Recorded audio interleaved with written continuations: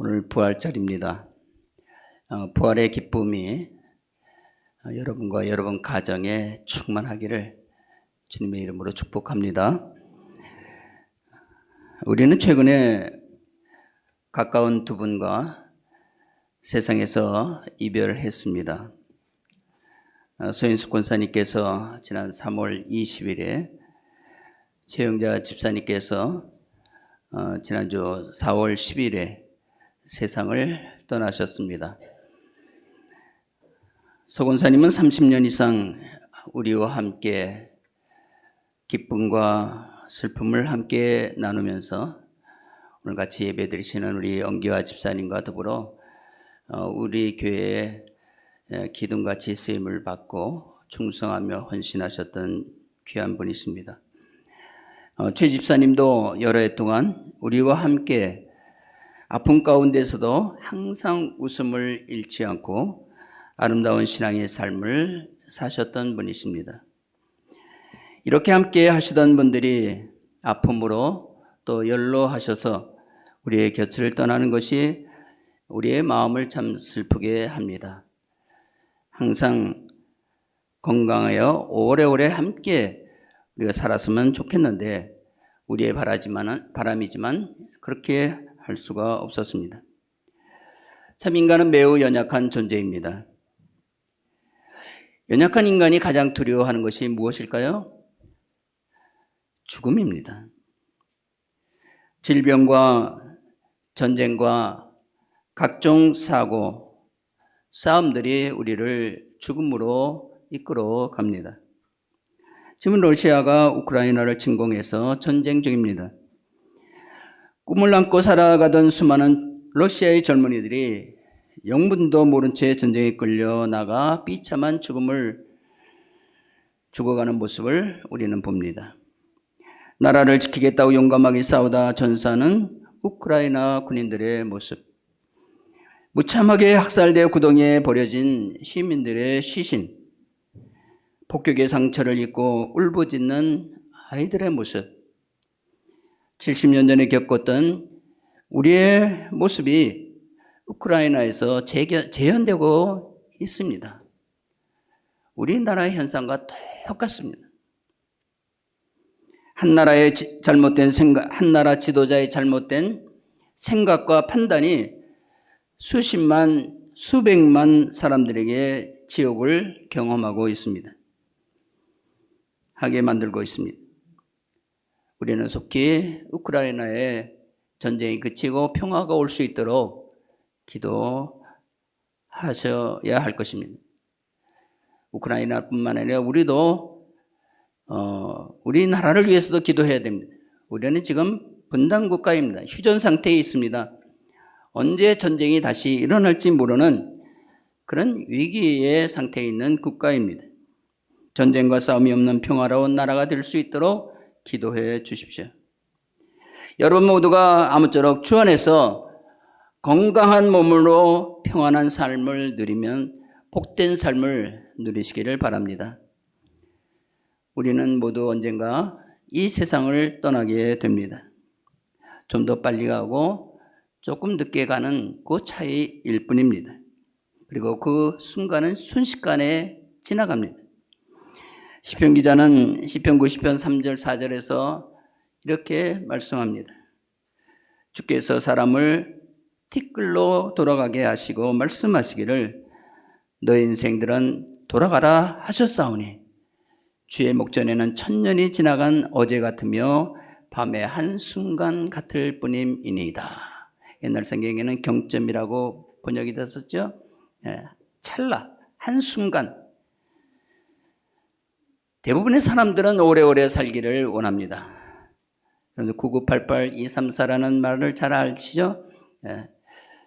99세까지 팔팔하게 살다가 2, 3일 잠깐 아팠다가 딱 이 세상을 떠나는 거 아마 많은 사람들의 바람일 것입니다. 여러분들도 그렇게 사시기 바랍니다. 나는 100살 더 살아야 될 텐데 100살 그렇게 더 팔팔하게 사시면 더 좋죠.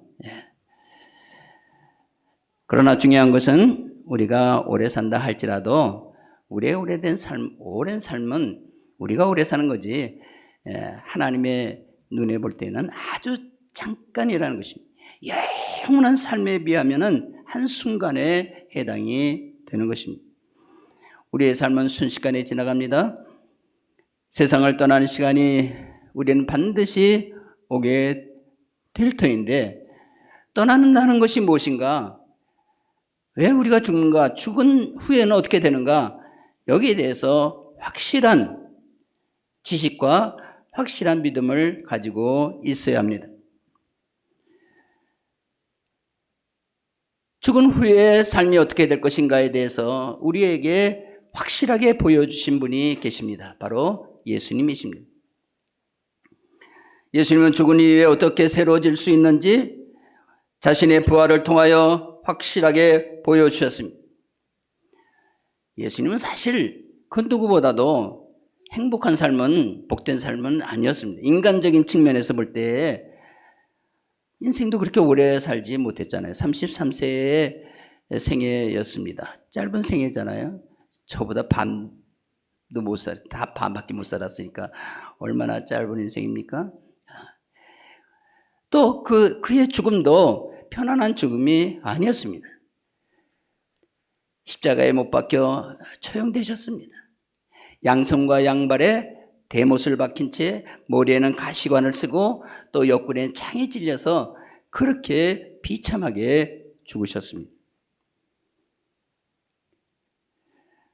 고난주간에 묵상한 대로 그의 죽음은 우리의 죄를 담당하신 죽음이라고 그렇게 말씀합니다. 이사야서 53장 4절 6절은 4절부터 6절을 이렇게 말씀합니다. 우리 같이 한번 읽어볼까요? 그는 실로, 시작. 그는 실로 우리의 질고를 지고 우리의 슬픔을 당하였거늘 우리는 생각하기를 그는 징벌을 받아 하나님께 맞으며 고난을 당한다 하였노라. 그가 찔림은 우리의 허물 때문이요 그가 상함은 우리의 죄악 때문이라. 그가 징계를 받음으로 우리는 평화를 누리고 그가 채찍에 맞음으로 우리는 나음을 받았다. 우리는 다 양 같아서 그릇 행하여 각기 제 길로 갔거늘 여호와께서는 우리 모두의 죄악을 그에게 담당시키셨도다. 우리의 모든 죄를 그에게 담당시키셔서 그는 죄가 없음에도 불구하고 십자가를 치셨다고 그렇게 말씀합니다. 사실 이것은 굉장히 억울한 죽음입니다. 이렇게 억울한 죽음이 어디에 있습니까? 예수님 사실 잘못이 없잖아요.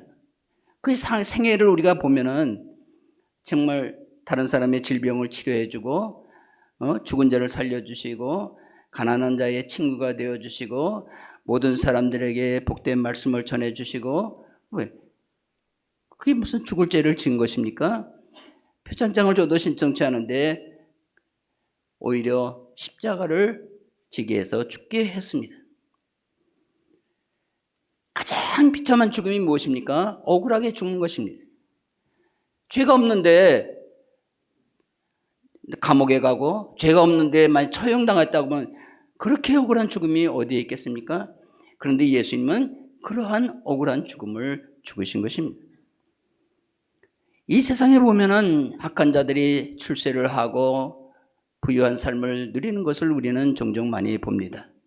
의로운 자들이 더 고통을 당하고 힘들게 살아가는 모습을 종종 봅니다. 만일 이 세상에서 이 세상뿐이라고 하면은 얼마나 불공평한 세상이 되겠습니까? 얼마나 불공평한 세상이 될 것입니까? 예수님은 그 중에서도 가장 불쌍하고 그를 믿는 우리들도 불쌍한 자가 될 것입니다. 그래서 바울은 그렇게 말씀했네요. 고린도서 15장 16절 18절 같이 보겠습니다. 만일 시작.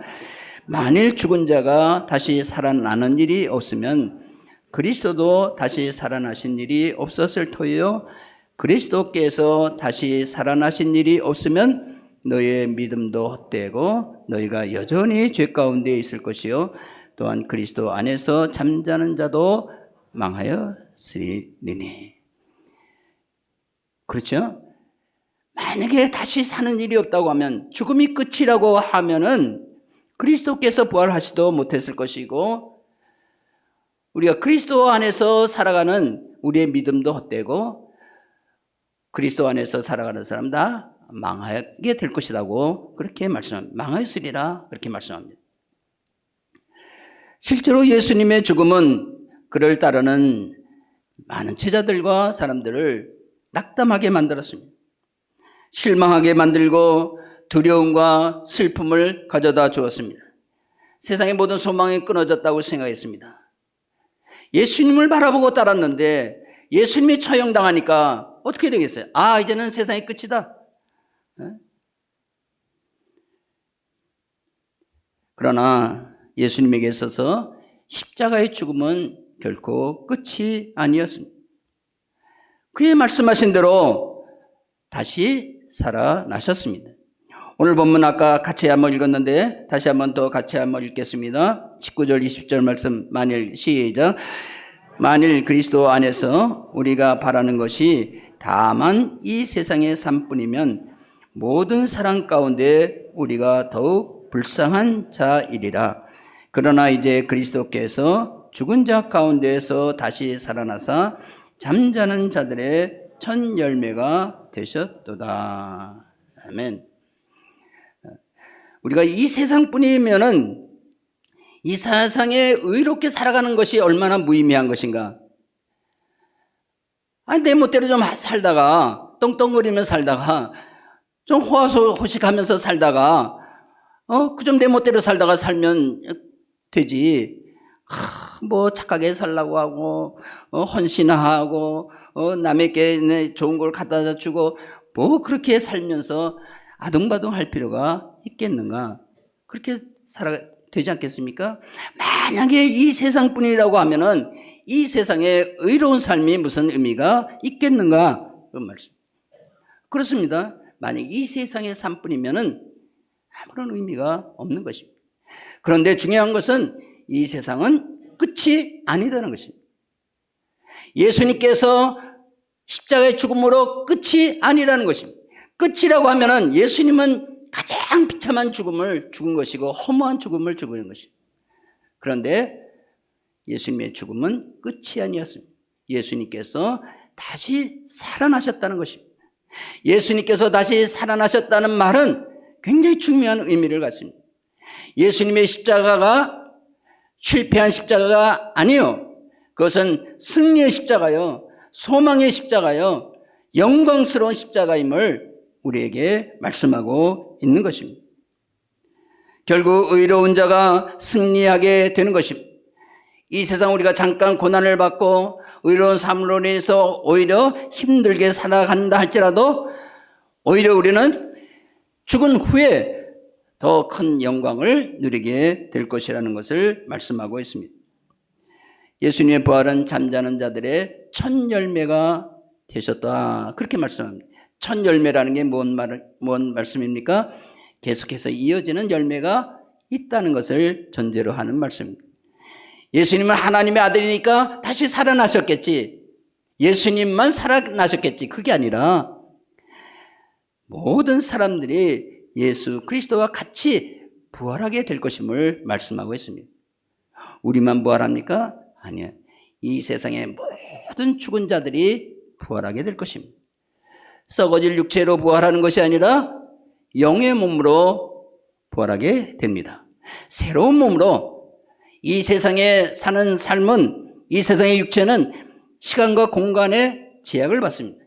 그러나 여러분들이 부활하는 몸은 시간과 공간의 제약을 받지 아니하는 영의 몸으로 부활하게 된다는 것입니다. 그런데 부활하는데 똑같이 부활하는 것이 아니라 두 종류의 부활이 있습니다. 어떤 종류의 부활일까요? 요한복음 5장 28절 29절에 이렇게 말씀합니다. 우리 같이 한번 읽겠습니다. 시작.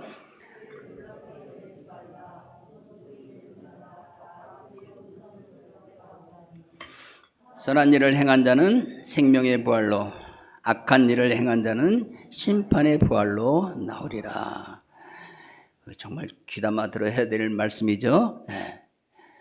다 부활하는데 죽은 자도 다 똑같이 우리가 부활하는데 두 가지 종류.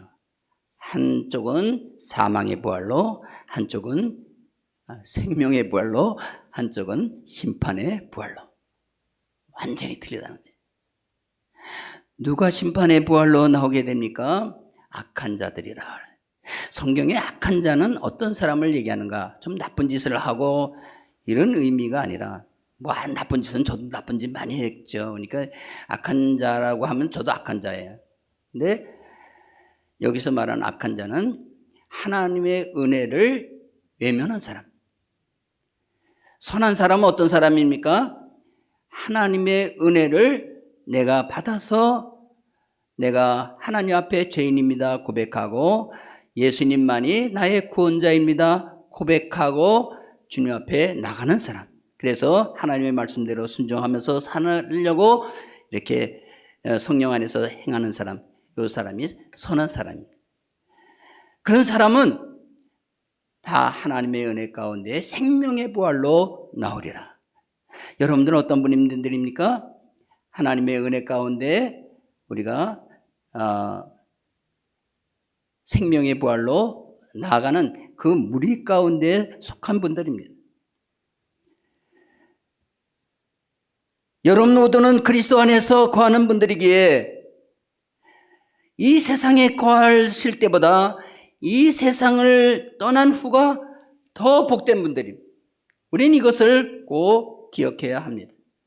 그러나 하나님을 외면하고 하나님의 은혜를 거부하는 사람들은 죽음 자체가 두렵습니다. 왜? 자기의 행한 대로 심판을 받기 때문에. 자기 행한 대로, 그러면 내가 얼마나 악한 일을 했나? 아니. 정말 우리는 하나님 앞에 서면요, 우리는 아주 큰 죄인 중에 큰 죄인들이에요. 여러분 한 분 한 분들이 세상에서는 어떻게 볼지 몰라도 하나님 앞에 서면은 우리는 죄인 중에 괴수들이에요. 저도 이 자리에 못 쓸 때 내가 뭐 착한 사람이라 썼습니까? 의로워서 썼습니까? 아니잖아요. 추한 것이, 하나님 앞에 추한 사람. 하나님 앞에 죄도 많이 졌어요. 거짓말도 많이 했어요. 난 70여 생에 나 거짓말 한 거 하면 굉장히 많이 거짓말. 우리 아내한테도 많이 거짓말 했어요. 선한 거짓말이라고 하는데 뭐 거짓말은 거짓말이죠. 우리가, 근데 하나님께서 나를 이 자리에 세운 것은 내가 의로워서 세운 것이 아니라 하나님께서 나를 모든 죄를 용서해 주시고 나를 은혜 가운데서 세워주신 것입니다. 하나님의 은혜로 내가 세움을 받은 것이. 여러분들도 이 자리에서 하나님 앞에 예배드리는 자가 되었는데 거룩한 백성이잖아요. 거룩한 백성. 여러분들 어떻게 거룩한 백성이 되었습니까? 하나님의 은혜로. 하나님께서 여러분들의 모든 죄를 다 용서해 주셔서 이 용서함을 받는다는 것이 얼마나 큰 복 중의 복인지 알 수가 없어요.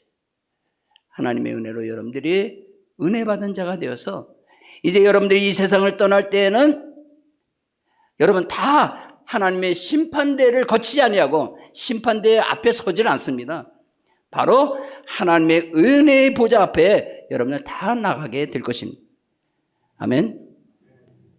다 여러분들 그랬습니다. 여러분들 그걸 의심하지 않아야 돼요. 그런데 왜 두려워합니까? 그것은 우리의 부활에 대한 신앙. 하나님께서 나를 이세 죽은 후에 영광스러운 세계로 나를 인도하시게 하신다는 확실한 믿음이 부족하기 때문에 그래요. 이 믿음이 부족하면 두려워지는 거예요. 저들도 이 믿음이 없을 때는 얼마나 두려워한지 몰라요. 예수님이 고난받는 거 싫어했습니다. 예수님께서 책보되셨을 때 도망했습니다. 예수님께서 처형되었을 때 문을 잠그고 숨어서 떨고 있었습니다. 예수님께서 제자들에게 뭐라고 말씀했습니까? 너희는 마음에 근심하지 말라. 하나님을 믿으니 또 나를 믿어라. 예수님께서 제자들에게 그렇게 말씀했는데도 불구하고 그들은 두려워했습니다. 왜? 믿음이 없었기 때문에. 그러한 그들에게 예수님은 부활하신 몸으로 다시 나타나셨습니다. 어떻게 사흘이나 됐는데 부패해서 시신이 썩어졌을 텐데 어떻게 부활할 수가 있는가? 저들도 의심했겠죠. 그러나 육신의 몸으로 나타나셔서 자신의 몸을 보여주셨습니다. 제자들이 예수님을 부활을 목격하고서도 이제 도마에게 우리가 예수님을 부활을 목격했다 이렇게 얘기할 때 도마는 믿지 않았습니다. 의심하는 도마는 내가 너의 손으로 예수님의 손에 못자국을 내가 만져보고 내 발에 예수님의 발에 내가 손가락을 넣어서 만져보고 옆구리에 창자국에 내 손가락을 넣어서 만져보지 않고서는 내가 믿지 않겠다. 단호하게 그렇게 거절했던 사람. 그러한 도마에게 예수님께서 부활하신 몸으로 다시 나타나시죠. 요한복음은 자세히 그때의 광경을 설명하고 있습니다. 요한복음 20장 26절부터 28절까지 말씀 같이 한번 읽겠습니다. 여드레를 지나 시작. 시작.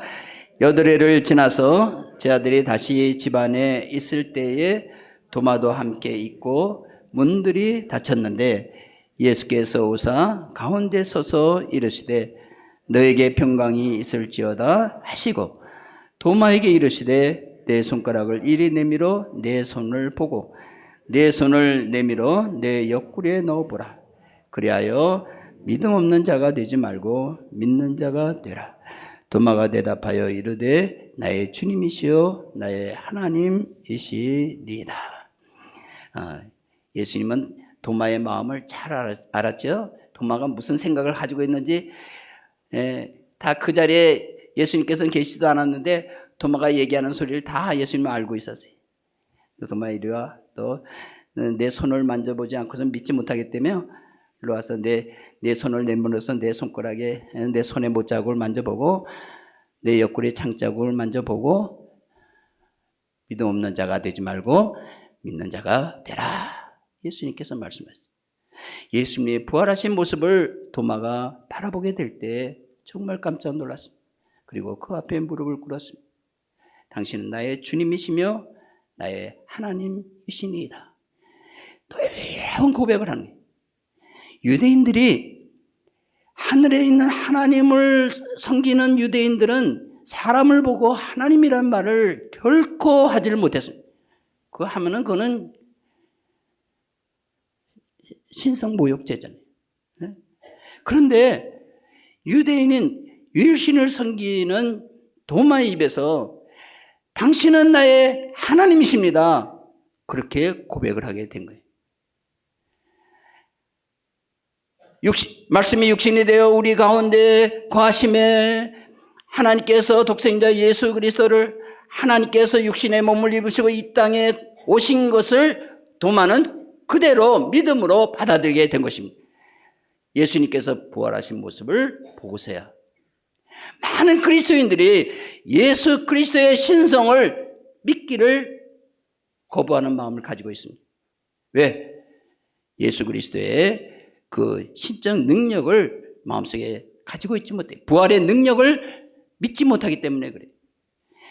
부활의 능력을 믿는 사람은 예수님을 향해서 당신은 나의 주님이시며 나의 하나님이십니다. 예수님을 하나님으로 인정하고 믿음으로 받아들이는 신앙을 갖게 되는 것이죠. 도마가 그런 신앙을 갖게 된 것이죠. 이것이 여러분들의 신앙이 되기를 축복합니다. 다시 따라서 주님은 아닌데 당신은 나의 주님이시며 나의 하나님이십니다. 그냥 믿음으로 받아들이시길 축복합니다. 굉장히 중요한 믿음입니다. 부활의 신앙은 제자들을 변하게 했습니다. 부활을 계기로 제자들로 말미암아 여기저기 기적이 행해졌습니다. 신앙의 놀라운 부흥운동이 일어나게 되었습니다. 그때 유대 지도자들은 우리가 예수를 죽였는데 왜 저렇게 갑자기 예수님이 살았다 그러고 막 교회가 부흥하고 막 이렇게 될까?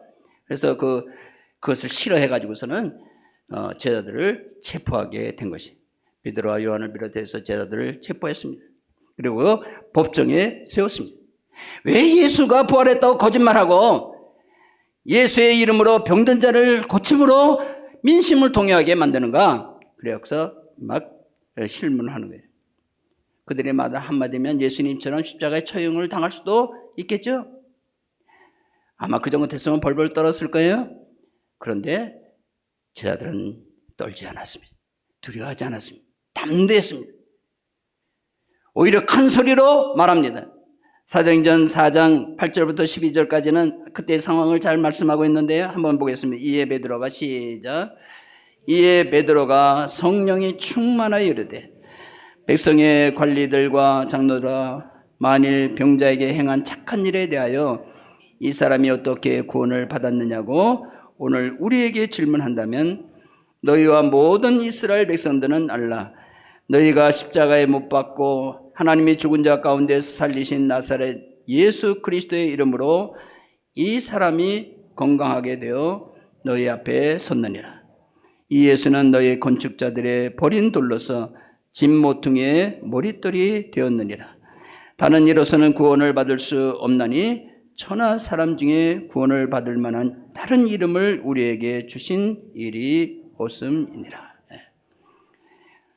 이 사람이 어떻게 구원을 받았느냐고 오늘 우리에게 질문한다면 너희 모든 이스라엘 백성들은 알라. 너희가 십자가에 못 박고 하나님이 죽은 자 가운데서 살리신 나사렛 예수의 이름이 이 사람을 건강하게 만들었느니라.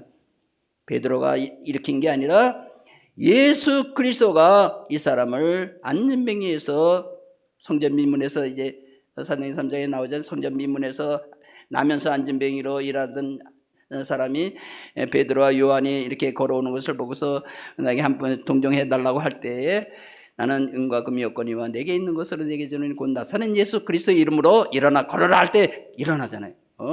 능력이 생긴, 부활의 능력이 그들에게 생긴 거예요. 성령으로 충만해서 이렇게 일을 하게 될 때 이 사람이 일어난 것이 우리가 한 것이 아니라 곧 십자가에 못 박였다가 죽은 지 사흘 만에 살아나신 예수 그리스도의 이름이 이 사람을 일으켰느니라.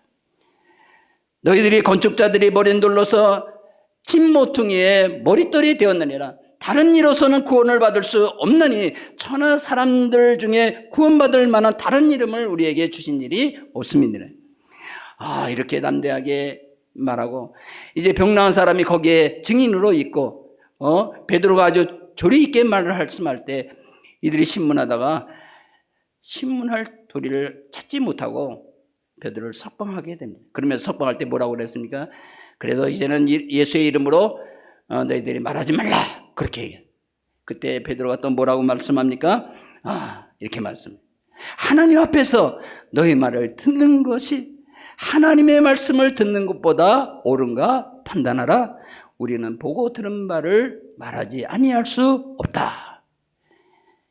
참 어떻게 보면 담대하죠. 하나님 앞에서 너희는 하나님을 믿지 않느냐? 하나님께서 우리에게 보여주신 것을 그대로 증거하는데 우리가 너희 말을 듣는 것이 하나님의 말씀 듣는 것보다 더 낫냐? 너희들 판단하라. 우리는 보고 들은 것을 제자들이 이렇게 말하는 것은 그냥 생각해서 말하는 것이 아니잖아요. 직접 예수님이 부활한 것을 눈으로 목격했으니까 십자가에 못 박혔던 그 모든 것을 그대로 보여주신 예수님을 보고 어떻게 안 믿을 수가 있겠어요? 한 번, 두 번 나타난 것도 아니고 40일 동안이나 그들과 같이 있었는데 우리가 보고 들은 것을 말하지 아니할 수 없다. 무엇이 그들을 그렇게 담대하게 만들었습니까? 바로 부활의 신앙이 그들을 그렇게 담대하게 만든 것입니다. 여러분들은 어떠한 신앙을 가지고 있습니까? 이 세상은 정말 죽음의 세력이 관영한 세상에 살고 있습니다. 질병이 가득합니다. 언제 우리가 병에 걸릴지, 언제 죽을지, 언제 무슨 일을 당할지 우리는 아무도 알 수가 없습니다. 그런 가운데서 우리가 이 세상에 어떻게 담대하게 살아갈 수가 있겠는가? 그것은 우리가 부활신앙을 가지고 있을 때 그렇게 담대하게 살아갈 수가 있습니다. 왜? 부활신앙을 가지면은 우리가 언제 죽는다 할지라도 왜? 우리가 더 좋은 세상으로 가는데 예수님이 부활하셨듯이 다시 살아나셨듯이 우리도 다시 살게 될 텐데, 확실한 믿음이 있는데 우리가 잠깐 동안 이 세상에서 살다가 우리가 언젠가 할 텐데 왜 우리가 그 죽음을 두려워하느냐? 그냥 이 세상의 모든 것이 다인 줄 알기 때문에, 세상이 끝나면 다 무너지는 줄 알고 있기 때문에 그래요. 이 세상에서 돈이 없어지면 끝나는 줄 알아요. 질병에 걸리면 끝나는 줄 알아요. 죽으면 더 끝나는 줄 알아요. 그게 아니라는 것입니다. 성경에서는 이 세상의 삶은 잠깐이라고 했습니다. 성경은 그렇잖아요. 살같이 간다고. 이 세상의 그 삶은 정말 아침에 피어났다 꽃이 사라지는 것처럼, 개나리 벌써 다 졌다라, 그런 삶이라는 것을 말씀하고 있어요. 그러나 우리의 삶은 그렇게 해서 허무하게 끝나는 삶이 아니라는 것입니다. 우리는 다시 산다는 것입니다. 예수님께서 죽었을 때 베드로가 완전히 실망했는데 예수님이 살아나신 모습을 보고 완전히 그들의 삶이 변하지 않았어요. 야, 우리 예수님께서 다시 살아나셨다. 그래, 부활의 신앙을 가지고 소망을 가지고 전하게 될 때에 완전히 변화된 삶을 살았습니다. 우리는 이렇게 주님을 찬양합니다. 우리 찬송가 171장에 보면은 하나님의 독생자 예수 날 위하여 오셨, 하나님의 독생자 예수 날 위하여 오시었네. 내 모든 죄 사하시려고 십자가 지셨으나 다시 사셨네. 살아계신 주 나의 참된 소망, 두려움이 사라지네.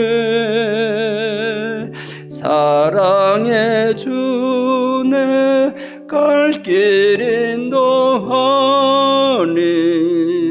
내 모든 삶의 기쁨 늘 충만하네. 참 귀한 찬송입니다. 예수님께서 나를 위하여 이 세상을 오셨고 나의 죄를 대속하여 십자가를 지셨습니다. 그런데 죽음으로 끝이 아니라 다시 사셨습니다. 지금도 살아계셔서 나와 함께 하십니다. 살아계시는 주님은 나의 참된 소망이시며 나의 모든 삶의 기쁨이 되시며 나를 늘 충만하게 하시는 분이십니다. 여러분들이요, 세상에서 참 이 세상의 것을 바라보고서 슬퍼했다 기뻐했다가 나를 갖다 충만하겠다가 없어졌다, 돈 조금 잃어버리면 꽉 주저앉았다가 조금 아프면 꽉 주저앉았다가 이렇게 우리가 살아가지 말고 나의 참된 소망이 되신 주님을 바라보고 생명의 부활이신 예수님을 나의 마음속에 품고 언제나 담대하게, 병에 걸려도 우린 병에 걸릴 수밖에 없는 존재들, 연약한 존재들이, 우리가 실패할 수도 많아요. 실패라는 게 한두 번 합니다. 실패할 수 많은 실패를 하게 돼요. 그러나 그건 끝이 아니에요. 우리가 죽더라도 그것은 끝이 아니에요. 우리에게는, 그리스도 안에 있는 우리에게는 영원한 생명이 있어요. 다시 우리가 살게 될 때에 지금보다 더 훨씬 더 영광스러운 삶을 누리게 된다는 것입니다. 죽음은 끝이 아니다. 다시, 죽음은 끝이 아니다. 끝이 아닙니다. 끝이라고 생각합니다. 왜 죽으면 다 끝이야? 여러분, 믿는 사람들의 입에서 그렇게 말씀하면 안 돼요. 죽으면 끝이다? 아니에요. 오히려 죽음은 다시 영광된 몸으로 부활해서 영원토록 은혜 가운데 살아가는 놀라운 것이 바로 우리의 삶입니다. 부활의 소망을 가지고 승리하신 여러분들이 되시기를 축복합니다. 다 같이 일어나시기 바랍니다. 다 같이 일어나셔서 우리가 171장 우리가 힘있게 믿음으로 찬송을 부르겠습니다.